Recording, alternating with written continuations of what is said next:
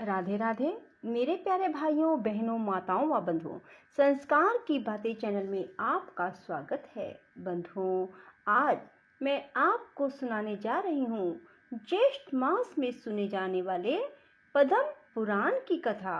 जो मनुष्य भी ज्येष्ठ मास में पद्म पुराण की कथा को सुनते हैं, भगवान श्री हरि उनके घर में लक्ष्मी जी सहित वास करते हैं। बंधुओं, एकाग्रचित्त होकर ही भगवान श्री हरि की इस कथा को सुनिए। बंधुओं, यदि आपने हमारे YouTube चैनल को अब तक सब्सक्राइब नहीं किया तो जरूर करें और बेल आइकन दबाना ना भूलें, ताकि आपको हमारी आने वाली सभी वीडियोस की जानकारी सबसे पहले हो सके। बंधुओं, वीडियो को पूरी सुनने के बाद कमेंट बॉक्स में जय विष्णु भगवान जरूर लिखें। बोलो विष्णु भगवान की जय हो। पूर्व काल की बात है, किसी धनी के पुत्र ने एक विख्यात जलाशय का निर्माण कराया, जिसमें उसने 10,000 सोने की मोहरें व्यय की थी। धनी ने अपनी पूरी शक्ति लगाकर प्राणपण से चेष्टा करके बड़ी श्रद्धा के साथ संपूर्ण प्राणियों के उपकार के लिए वह कल्याण में जलाशय तैयार कराया। कुछ काल के बाद वह निर्धन हो गया। उसके बाद एक दूसरा धनी उसके बनवाए हुए जलाशय का मूल्य देने को उद्यत हुआ और कहा, मैं इस जलाशय के लिए 10,000 स्वर्ण मुद्राएं दूंगा। इसे खुदवाने का पुण्य तो तुम्हें मिल ही चुका है। मैं केवल मूल्य देकर इसके ऊपर अपना अधिकार करना चाहता हूँ। यदि तुम्हें लाभ जान पड़े तो मेरा प्रस्ताव स्वीकार करो। धनी के ऐसा कहने पर जलाशय निर्माण करवाने वाले ने उसे इस प्रकार उत्तर दिया, भाई, 10,000 का पुण्य फल तो इस जलाशय से मुझे रोज ही प्राप्त होता है। पुण्य वेताओं ने जलाशय निर्माण का ऐसा ही पुण्य माना है। इस निर्जल प्रदेश में मैंने यह कल्याण में सरोवर निर्माण कराया है। इसमें सब लोग अपनी इच्छा के अनुसार स्नान और जलपान करते हैं। उसकी यह बात सुनकर लोगों ने खूब हंसी उड़ाई।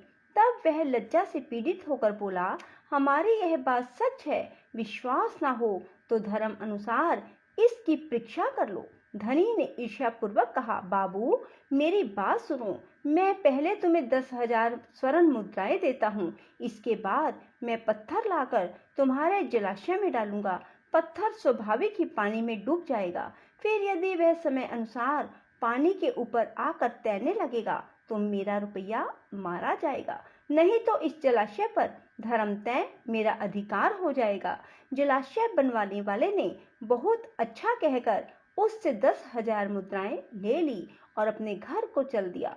धनी ने कई गवाह बुलाकर उनके सामने उस महान जलाशय में पत्थर गिराया। उसके इस कार्य को मनुष्यों, देवताओं, असुरों ने भी देखा।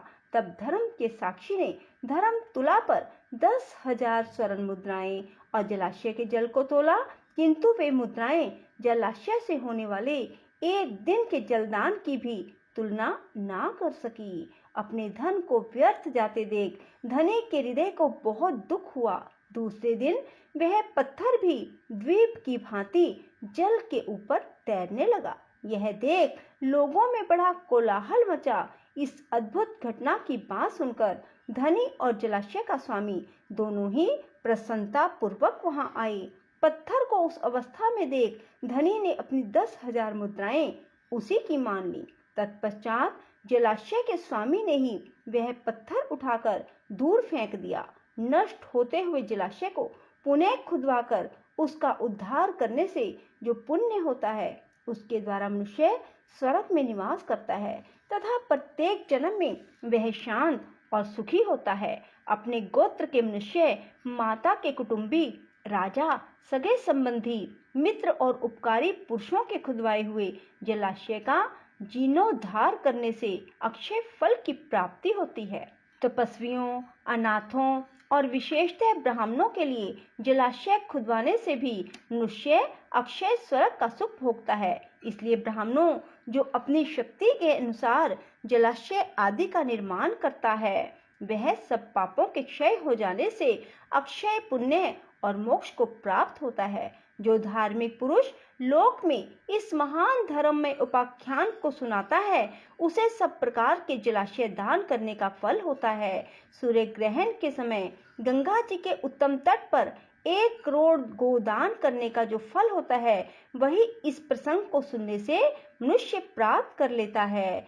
अब मैं संपूर्ण वृक्षों के लगाने का अलग अलग फल कहूंगा। जो जलाशय के तट पर चारों ओर पवित्र वृक्षों को लगाता है, उसके पुण्य फल का वर्णन नहीं किया जा सकता।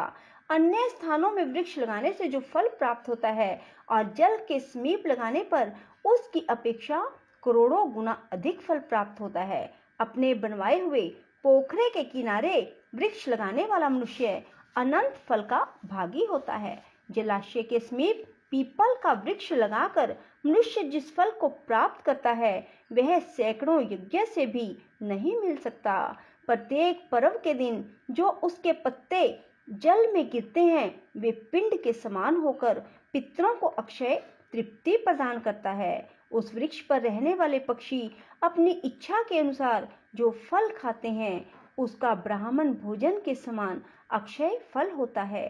गर्मी के समय में जो गौ देवता और ब्राह्मण जिस पीपल की छाया में बैठते हैं, उसे लगाने वाले मनुष्य के पितरों को अक्षय स्वर्ग की प्राप्ति होती है। सब प्रकार से प्रयत्न करके पीपल का वृक्ष लगाना चाहिए। एक वृक्ष लगा देने पर मनुष्य स्वर्ग से भ्रष्ट नहीं होता।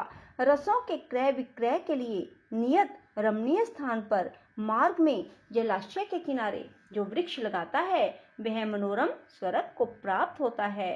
पीपल के वृक्ष की पूजा करने से जो पुण्य होता है, उसे बतलाता हूँ, सुनो। जो मनुष्य स्नान करके पीपल के वृक्ष का स्पर्श करता है, वह सब पापों से मुक्त हो जाता है। जो बिना नहाए पीपल का स्पर्श करता है, उसे स्नान जन्य फल की प्राप्ति होती है। अश्वत्थ के दर्शन से पाप का नाश और स्पर्श से लक्ष्मी की प्राप्ति होती है। उसकी प्रदक्षिणा करने से आयु बढ़ती है। अश्वत्थ वृक्ष को हविष्य, दूध, नैवेद्य, फूल, धूप और दीपक अर्पण करके मनुष्य स्वर्ग से भ्रष्ट नहीं होता। पीपल की जड़ के पास बैठकर जो जप, होम, स्तोत्र पाठ और यंत्र मंत्र आदि के अनुष्ठान किए जाते हैं, उन सब का फल करोड़ गुना होता है। जिसकी जड़ में श्री विष्णु, तने में भगवान शंकर, अग्रभाग में साक्षात ब्रह्मा जी स्थित है, उसे संसार में कौन नहीं पूजेगा। सोमवती अमावस्या को मौन होकर स्नान और 1000 गौओं का दान करने से जो फल प्राप्त होता है, वही फल अश्वत्थ को प्रणाम करने से मिल जाता है। अश्वत्थ की 7 बार प्रदक्षिणा करने से 10,000 गौओं के और इससे अधिक अनेकों बार परिक्रमा करने पर करोड़ों गौओं के दान का फल प्राप्त होता है। अतः पीपल वृक्ष की परिक्रमा सदा ही करनी चाहिए। विप्रगण, पीपल वृक्ष के नीचे जो फल, मूल और जल आदि का दान किया जाता है, वह सब अक्षय होकर जन्म जन्मांतरों में प्राप्त होता रहता है। पीपल के समान दूसरा कोई वृक्ष नहीं है। अश्वत्थ वृक्ष के रूप में साक्षात श्री हरि ही इस भूतल पर विराजमान है। जैसे संसार में ब्राह्मण, गो, देवता पूजनीय होते हैं, उसी प्रकार पीपल का वृक्ष भी अत्यंत पूजनीय माना गया है। पीपल को रोपने, रक्षा करने, छूने, पूजने से वह क्रमशः धन, पुत्र, स्वर्ग और मोक्ष प्रदान करता है। जो मनुष्य अश्वत्थ वृक्ष के शरीर में कहीं कुछ चोट पहुंचाता है, उसकी डाली या टहनी काटता है, वह 1 कल्प तक नरक भोगकर चंडाल आदि की योनि में जन्म ग्रहण करता है। जो कोई पीपल को जड़ से काट देता है, उसका कभी नरक से उद्धार नहीं होता। यही नहीं, उसकी पहली कई पीढ़ियां भयंकर रौरव नरक में पड़ती हैं। बेल के 8, बरगद के 7, नीम के 10 वृक्ष लगाने का जो फल प्राप्त होता है, पीपल का 1 पेड़ लगाने से ही वही फल प्राप्त होता है। बोलो विष्णु भगवान की जय। राधे राधे। जय श्री कृष्णा। बंधुओं, यदि आपको हमारी ये कथा पसंद आए तो इसे लाइक करें और शेयर भी जरूर करें। धन्यवाद।